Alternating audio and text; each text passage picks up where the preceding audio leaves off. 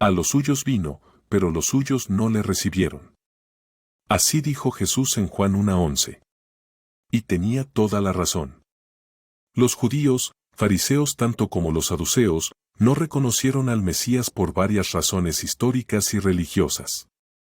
En el primer siglo, Israel se encontraba en una situación caótica y dividida. Había tensiones internas y externas, y diferentes facciones luchaban por el control y la preservación de la fe judía.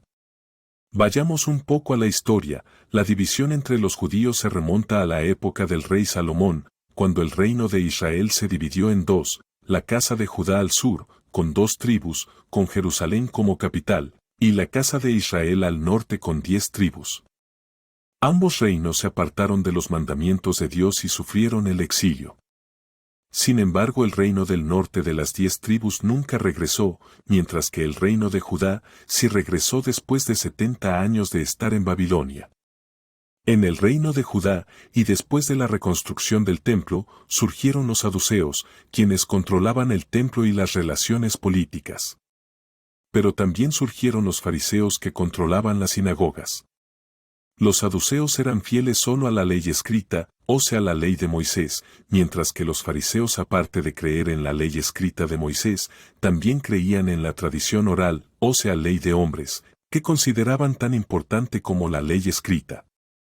Cuando Jesús llega en el primer siglo, por supuesto que también existe ese mismo cóctel de judíos, los saduceos que seguían controlando el templo y las relaciones políticas con Roma. Los fariseos que eran líderes religiosos del pueblo común que buscaban preservar la cultura judía y seguir la tradición oral, además de la ley escrita. Pero además existían los celotes, un grupo nacionalista extremo que buscaba la independencia de Israel a través de la rebelión. La primera razón por la que los judíos no reconocieron a Jesús como el Mesías fue la importancia que los fariseos daban a la tradición oral.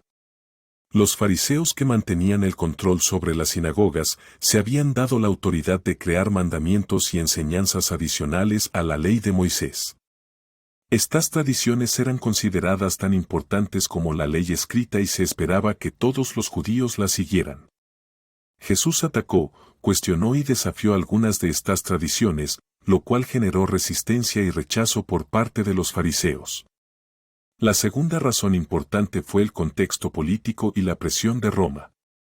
Los líderes judíos, como los saduceos, que tenían una posición privilegiada y controlaba el templo, mantenían una relación de colaboración con los romanos para mantener cierta autonomía y poder. Si reconocían a Jesús como el Mesías y se levantaban en rebelión, esto podría desencadenar represalias por parte de los romanos y poner en peligro su posición privilegiada. Por lo tanto, rechazaron a Jesús y se opusieron a su mensaje. Otra razón fue la expectativa mesiánica de los judíos.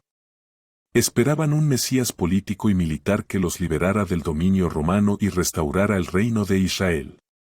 Jesús no se ajustaba a esta imagen del Mesías guerrero y político, ya que su mensaje era más espiritual y centrado en el reino de Dios. Esto llevó a que muchos no reconocieran su papel como el Mesías esperado.